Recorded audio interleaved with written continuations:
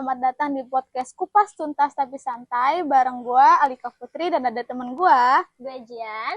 Di sini kita bakal ngebahas tentang topik yang cukup serius, tapi penting banget buat kita semua, yaitu tema tentang perundungan dan cyberbullying.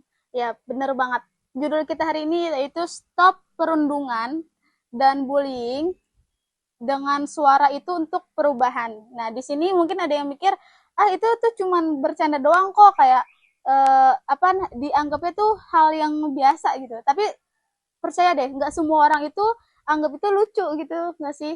Kayak kadang tuh kita kayak ringan banget gitu ngomong buat nyakitin orang, padahal tuh yang dianggapnya sepele bisa masuk ke hati orang juga nggak sih? Iya, bisa nyakitin orang secara nggak sengaja gitu loh.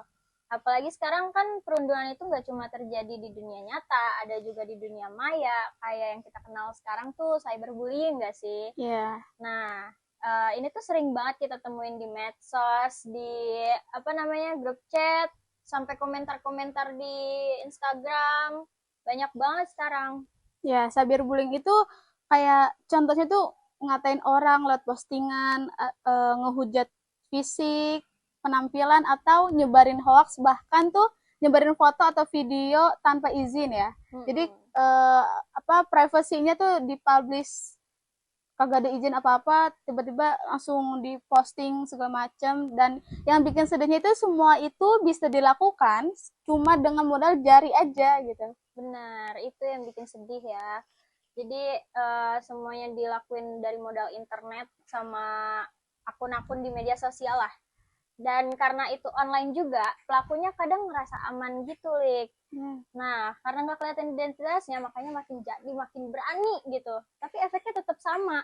Buat yang dirasain sama yang dibully, tetap bikin dia berkecil hati, bikin dia jadi insecure gitu.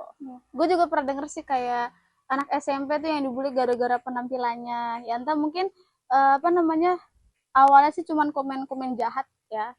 Terus makin lama tuh makin parah gitu. Akhirnya dia jadi takut lah untuk sekolah, terus ngurung diri di rumah sampai harus ke psikolog. Terus orang tuanya juga, karena udah SMP kan nggak mungkin lah dia memantau anaknya itu di sekolah gimana.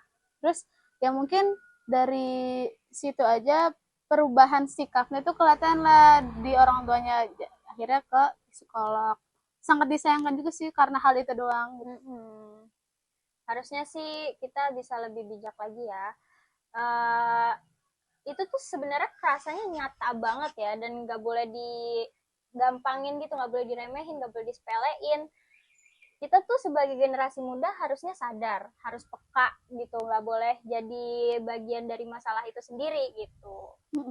Betul banget sih, kayak sekecil apapun tindakan kita tuh bisa berdampak besar. Jadi sebelum kita ngetik atau ngepost sesuatu, coba dipikir ulang deh jangka panjangnya, jangan mikir pendek sampai tuh ngelakuin semua itu dianggapnya gampang. Tapi kalau misalnya kayak mau ngelakuin itu dipikir lagi, kalau kita yang digituin bakal gimana sih gitu. Kalau kalian lihat ada teman kalian yang dibully, misalnya dimanapun itu dan kapanpun itu, jangan cuma nonton doang guys, tapi coba bantu buat dia berdiri lagi, buat dia bangkit lagi, ajak ngobrol, dengerin, buat cari solusinya juga, bantuin gitu. Ya kadang tuh juga korban tuh cuman butuh kayak udah tenang, lu tuh nggak sendirian gitu. Terus buat kita yang pernah jadi korban atau kalian di luar sana tuh, kita harus kuat sih, suara kita itu penting. Jadi jangan takut untuk bicara, jangan biarkan luka itu kita pendam sendirian gitu. Jadi bisa ngerusak memori-memori yang harusnya kita ada motivasi untuk ngebangun hal-hal positif di diri kita, malah jadi terhambat dengan yang korban itu. Jadi korban bully itu. Jadi kita juga harus menciptakan lingkungan yang aman, nyaman gitu, yang ramah lingkungan. Terus juga baik di dunia maupun di dunia digital tuh kita harus benar-benar bijak dalam menggunakan media sosial. Kita nggak boleh yang namanya kalau ngelihat ada yang ih warna kulitnya beda, terus kita langsung bilang kayak itu maghrib banget. Nah itu namanya salah satu cyberbullying, itu nggak boleh.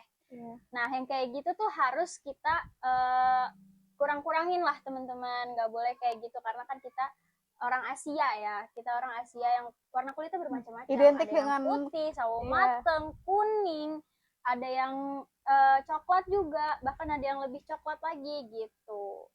Identik dengan eksotis ya, Iya, kulit Indonesia. kulit Indonesia. Jadi di apa sekarang ini tuh kayak untuk yang pernah dibully atau sampai sekarang tuh belum sembuh dari traumanya karena cyberbullying ini, yuk mulai dari diri sendiri itu jadi pengguna medsos yang positif, nggak usah ikut-ikutan nyinyir atau nyebar gosip, kayak lebih baik kasih dukungan, like hal-hal yang baik dan sebarkan semangat positif untuk terus apa kagak terpengaruh atau tidak ngestak di hal-hal itu aja, biar jadi salah satu orang yang berguna juga lah ya buat lingkungan dan orang sekitar gitu. Jangan biarin diri kita jadi orang yang tertutup cuma karena salah satu masalah yang pernah kita laluin.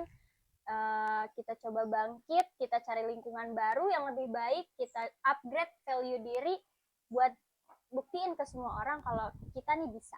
Tanpa omongan mereka yang buruk itu kita bisa bangkit lagi, kita bisa nemuin lingkungan yang lebih baik lagi, yang bisa nerima kita lebih baik lagi, biar kita punya motivasi buat diri sendiri gitu.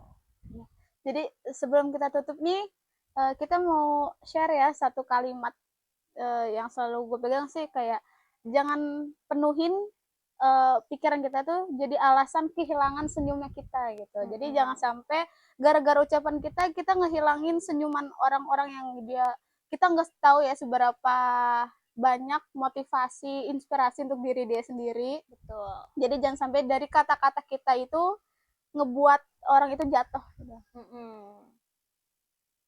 Karena kadang kebaikan kecil yang kita kasih ke orang justru ngasih semangat buat dia bertahan hidup. Iya, benar. Dan dari ini juga gue jadi ada quotes juga, jadilah suara yang membela, bukan jari yang menyakiti. Karena keberanian itu untuk bersuara, jadi bisa jadi titik awal perubahan besar. Jadi terima kasih udah dengerin podcast kami. Semoga obrolan hari ini bisa membuka dan pikiran kita semua. Sampai jumpa di episode selanjutnya. Ingat, stop bullying mulai dari diri sendiri. Karena dunia lebih butuh kebaikan daripada komentar jahat. Kita tutup. Terima kasih sudah menonton. Semoga ilmunya bermanfaat dan bisa diamalkan dengan baik. Bye, sampai jumpa. Sampai jumpa lagi.